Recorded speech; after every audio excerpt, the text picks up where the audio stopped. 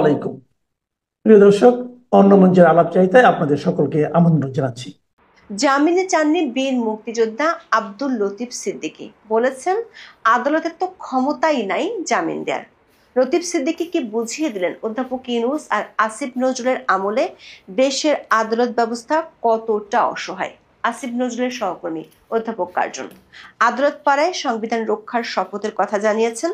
এর অর্থ কি আসিফ নজরুলরা মুক্তিযুদ্ধের মাধ্যমে অর্জিত সংবিধানটিকে ছুঁড়ে ফেলে দিতে যাচ্ছেন?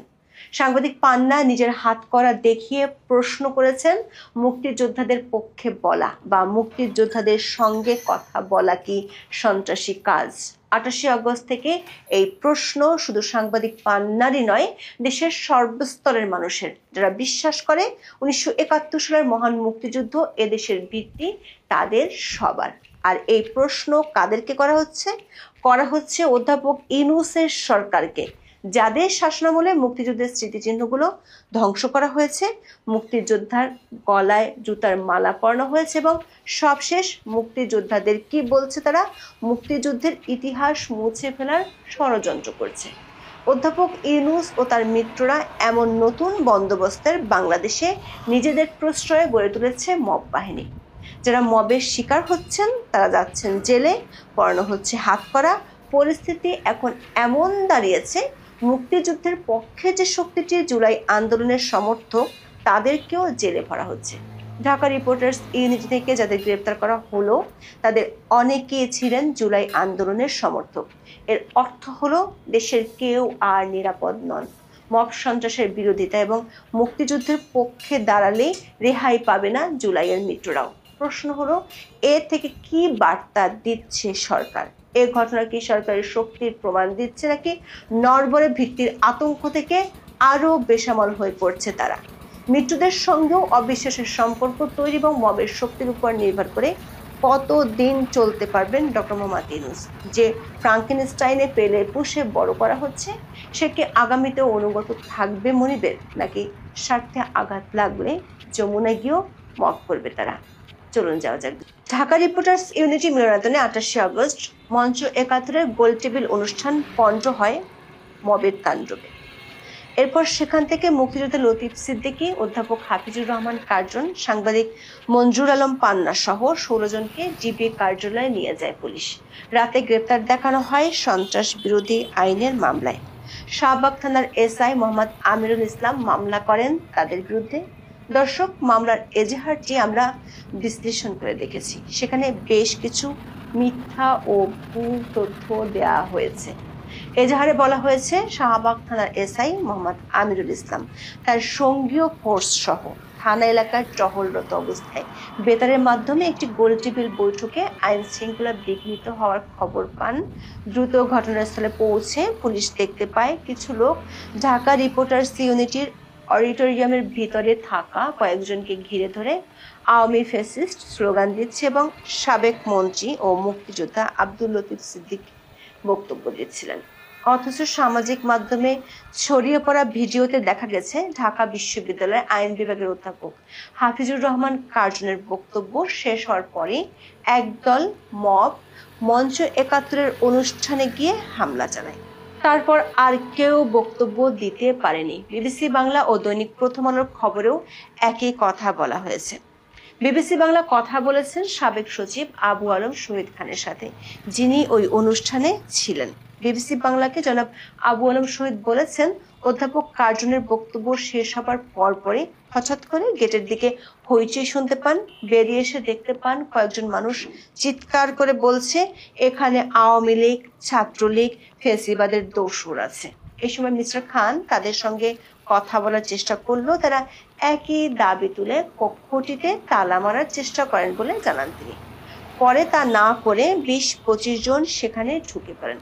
ঘটনাস্থলে উপস্থিত এক সাংবাদিক বিবিসিকে জানিয়েছেন, হেনস্থাকারীরা সেখানে ঢুকে লতিফ সিদ্দিকীকে ঘেরাও করে কুরুচিপূর্ণ স্লোগান দিতে থাকেন। এ সময় ধারণ করা বেশ কিছু ভিডিওতে দেখা গেছে পেছন থেকে একজন তাকে ধাক্কাও দেন। পুলিশ এজাহারে উল্লেখ করা হয়েছে, 5 আগস্ট মঞ্চ 71 নামে একটি সংগঠনের আত্মপ্রকাশ ঘটেছে, যার উদ্দেশ্য হলো মুক্তিযুদ্ধের ইতিহাস বিকৃতি ঠেকানো। সেই সংগঠনের পক্ষ থেকে এই গোল টেবিল বৈঠকের আয়োজন করা হয়েছিল।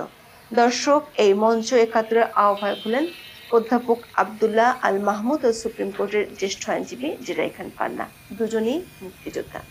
আল মাহমুদ মুক্তিযুদ্ধে অসামান্য অবদানের জন্য বীর প্রতীক উপাধি পেয়েছেন। দর্শক, এদেশের স্বাধীনতা যুদ্ধের ইতিহাসে টাঙ্গাইলের একটি পরিবারের নাম খুব ভালোভাবে জড়িয়ে আছে, সেটি হলো সিদ্দিকী পরিবার। এই পরিবারের সব ভাই মুক্তিযোদ্ধা।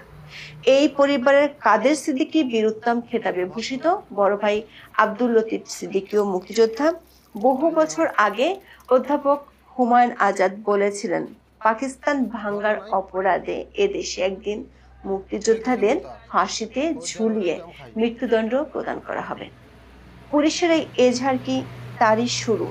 না হলে মুক্তিযোদ্ধাদের বিরুদ্ধে সন্ত্রাসবাদের অভিযোগ কেন? পুলিশের এজাহারে বলা হয়েছে, লতিফ সিদ্দিকী মঞ্চ ৭১-এর ব্যানারকে পুঁজি করে প্রকৃতপক্ষে সশস্ত্র সংগ্রামের মাধ্যমে দেশ অস্থিতিশীল করতে চেয়েছেন। তিনি অন্তর্বর্তী সরকারকে উৎখাতের ষড়যন্ত্র সহ উপস্থিত অন্যদের প্ররোচিত করে বক্তব্য দিচ্ছিলেন।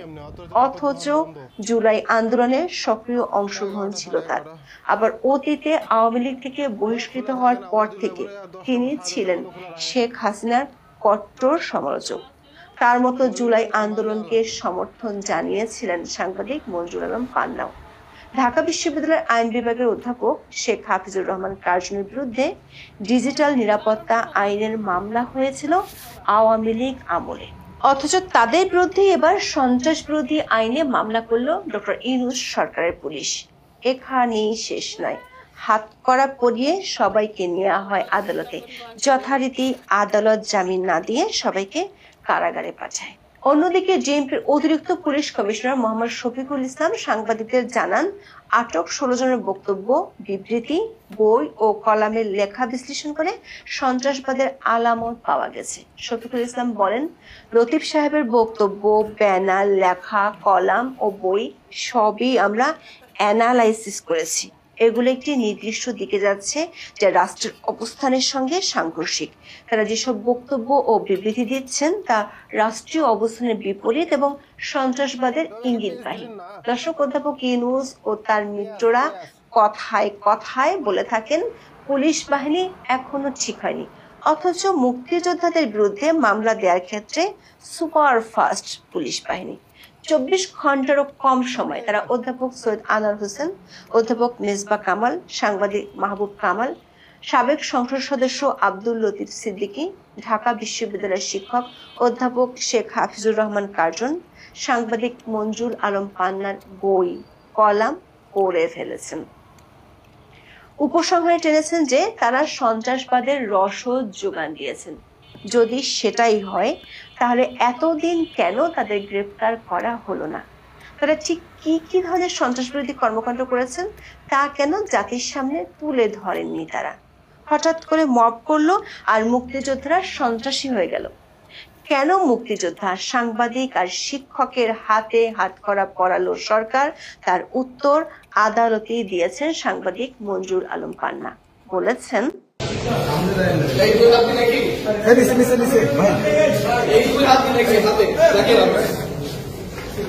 মানুষ কি লিখবে, সাংবাদিকরা কি লিখবে, কার পক্ষে লিখবে সাংবাদিকরা?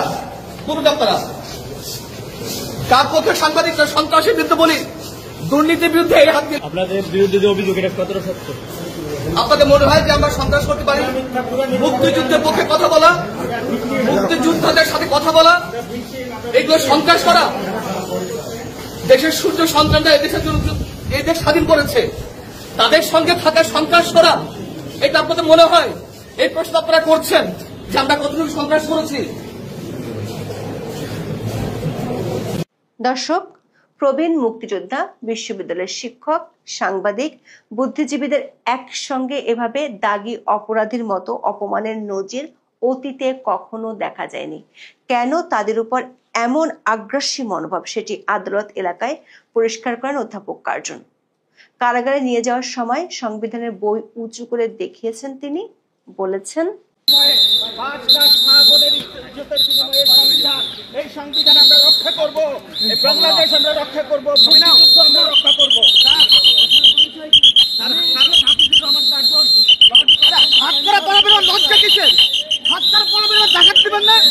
অধ্যাপক কার্জন অভিযোগ করেছেন দেশ এখন পাকিস্তানপন্থীদের হাতে। ঢাকা বিশ্ববিদ্যালয়ের আইন বিভাগের অধ্যাপক আদালতের কাঠগড়াতেও ছিলেন অদম্য। বিচারকের উদ্দেশ্যে বলেন, আমরা ভিকটিম, এর প্রতিকার চাই, আমাদের এখনই রিলিজ দিবেন। আমাদের যেভাবে হেনস্থা করা হয়েছে 5 কোটি টাকার ক্ষতিপূরণ চাই, আর এখনই জামিন দেবেন। আমরা কারো কোনো দলীয় লোক নই। তবে এই মামলার আসামিদের জামিন না পাওয়ার বিষয়টি অপ্রত্যাশিত কোনো ঘটনা ছিল না। গত 1 বছরে এমন দৃশ্যই স্বাভাবিক হয়ে উঠেছে। এ কারণে আদালতের কাছে জামিনও চাননি মুক্তিযোদ্ধা আব্দুল লতিফ সিদ্দিকী। আদালতে পুরো সময় ছিলেন হাসি মুখে। তবে তার পক্ষের আইনজীবীরা ওকালতনামায় স্বাক্ষর নিতে গেলে তিনি ফিরিয়ে দেন।